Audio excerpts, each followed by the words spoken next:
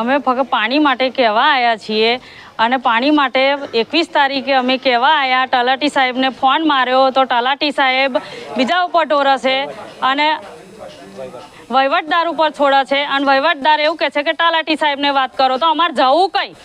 અને પાણી માટે કહેવા આવીએ છીએ તો મારઝૂડ કરે છે અને ઓપરેટરને વાત કરી તો ઓપરેટરે રાતે બધા બૈરાને મારઝૂડ કરી, ગારો બોલી અને નાની છોકરીને ઢહેડીને ઘરમાં લઈ ગયા. અને એવું કે પાણી કે છોડીશું, અમારી મરજી ફાશે તો અમે છોડીશું, તમારે જે થાય એ તમે કરી લો. તો પછી અમારા ગામમાં પાણી જોઈએ તો પછી જવું કઈ? કોના જોડે? અને આ બાબતે કોનો હાથ છે એ અમને કહી દો તો અમને બી ખબર પડે કે પાણી તમારે છોડવું છે કે નહીં છોડવું. 15 દિવસથી એ લોકો હેરાન કરે છે અને કહેવા આવીએ છે તો નાગી ગારો બોલે છે. કોણે રજૂઆત કરી?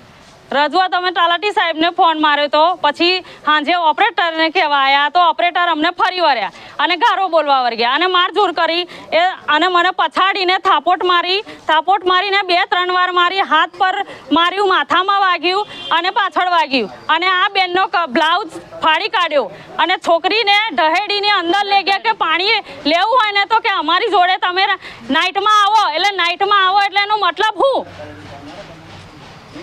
અને બહારના વ્યક્તિ આવીને અમારા ગામના લોકોને આવું લેડીઝોને કહી જાય છે તો જેન્ટ્સ લોકો કહેવા આવ્યા તો જેન્ટ્સ લોકોને ફરી વરસે કે આ લોકો કહેવા આવ્યા તો અમારા ઓછા જેન્ટ્સ લોકો બંગડીઓ પહેરીને બેસી રહ્યા છે.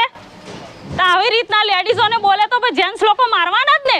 અને જેન્ટ્સ લોકો મારા છે તો આગળ જઈને ફરિયાદી કરે. અમે 21 તારીખે રાતે ફરિયાદી કરી તો એ પોલીસ સાહેબે કશું અમને જવાબ આલ્યો નહીં. પોલીસ વાળા અમારા બાઈલ લઈને કહેતો આગળ પછી અમારે રજૂઆત કોને કરવી અને કયા આગળ જવું અમારે?